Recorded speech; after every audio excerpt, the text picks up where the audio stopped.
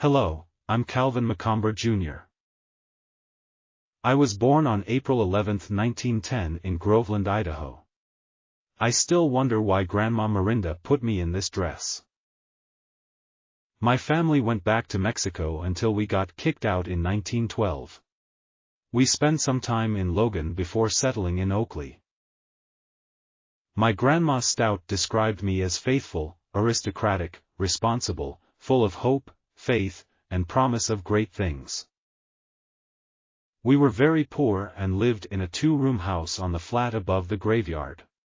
We were tall and skinny. A neighbor girl called us the lard-eating kids from Mexico. We moved to Pocatello in 1925. I worked on our family dairy. The milk was so good and fresh, more and more neighbors requested to be customers.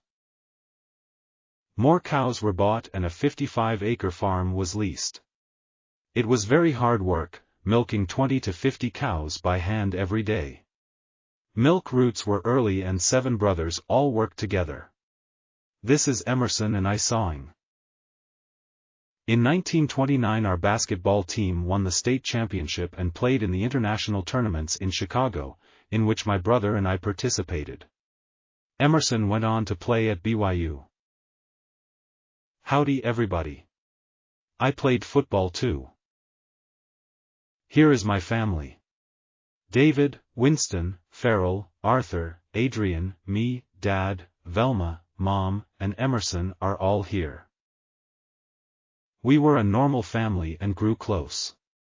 We were taught to discipline ourselves both physically and spiritually, to love one another, and to be honest.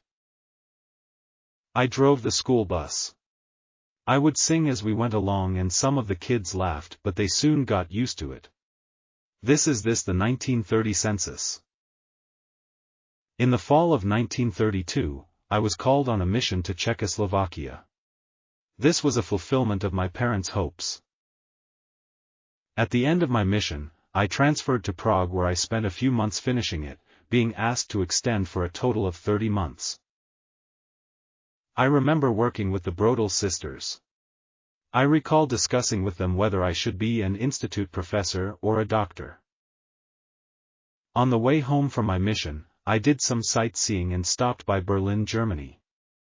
On March 7, 1936, I saw the procession with many cars and saw Adolf Hitler ride by. This day went down in history because Germany took the excuse to put soldiers in the Rhineland, in violation of the French-Russian Pact. I proposed on November 4, 1936. It was an intense decision to put the envelope in the mailbox. It was written humbly and with a loving spirit. I told her I was attending college in Pocatello and helping my father in the dairy business. I didn't have very much to offer in material things, but that I had learned to love her and asked her to be my wife. We had never dated before. Frances' acceptance letter arrived on December 7. I was so happy. I anxiously awaited for Sister Frances. I could hardly wait for her. On April 20, I checked the train depot. I got really excited as the train pulled in. No one. No word. The next day, against my folks' advice I still met both trains and in vain. Finally, on April 25 I met Sister Frances at the depot. We shook on our meeting. She is so divine.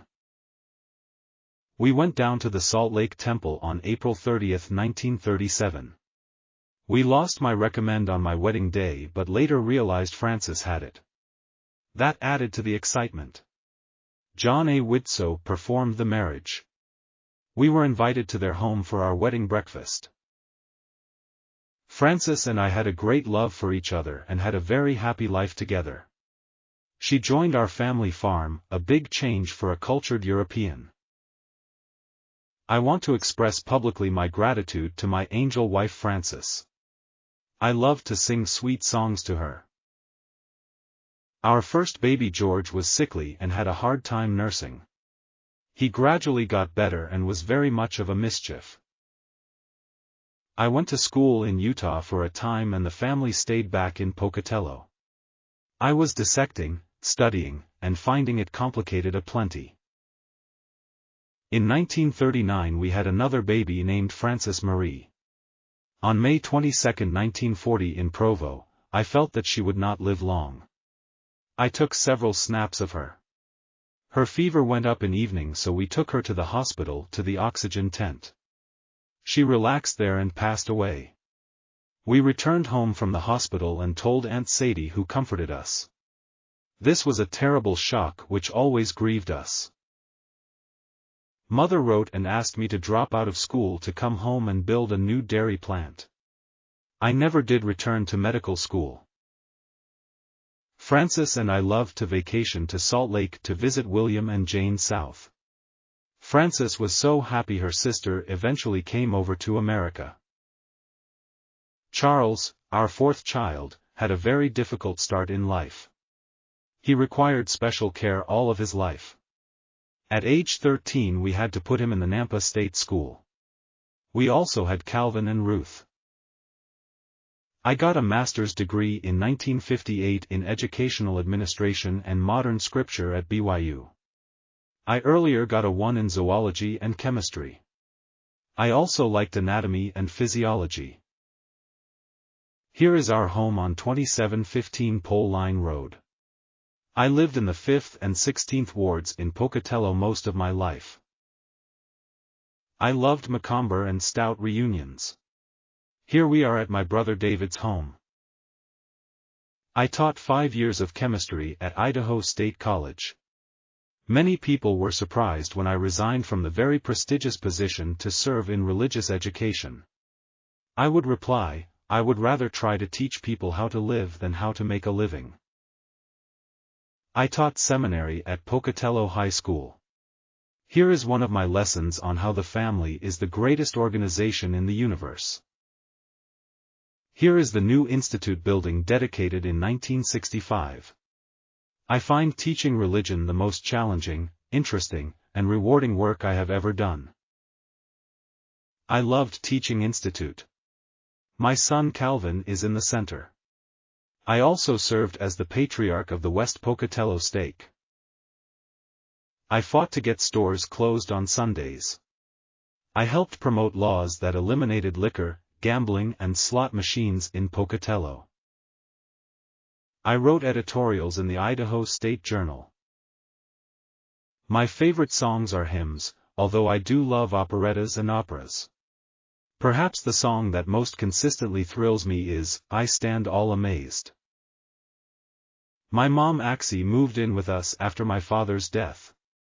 Her last request was that she would never go to a rest home. The great debt I owe to my noble parents can never be fully paid. George had our first grandchild. I love this 4-generation photo. We had 20 grandchildren. George, Calvin, and Ruth started their families. I ran for state senator of District 34 as a Republican in 1974 and lost to Robert Kinghorn, 59% to 41%. It's important that people know taxes are equitable. I campaigned for lower property taxes and I handed out U.S. constitutions. The last 22 years I served as Associate Director of the LDS Institute of Religion at Pocatello, Idaho State University. I had a retirement party on September 30, 1975. I loved it. In my leisure time I enjoy reading and carpentry work. After retirement, Max Craner and I started a mini storage rentals company, which helps supplement our income. In 1976, I was called to serve in the presidency of the Idaho Falls Temple with Delbert Graberg. I performed a lot of marriages there throughout the previous 20 years of temple service. In 1979 President Kimball called us as Czech mission representatives and went 2 times there with Francis to visit and help the Czech saints behind the Iron Curtain. I died suddenly of a heart attack on November 4, 1980 in Davis, California on a church assignment. Here is my funeral program. I am buried at Restlawn Memorial Gardens in Pocatello by my angel wife Frances. I am Calvin McOmber Jr. I enjoyed a lifetime of teaching. I love my family, my country, and the gospel of Jesus Christ. Thank you for listening.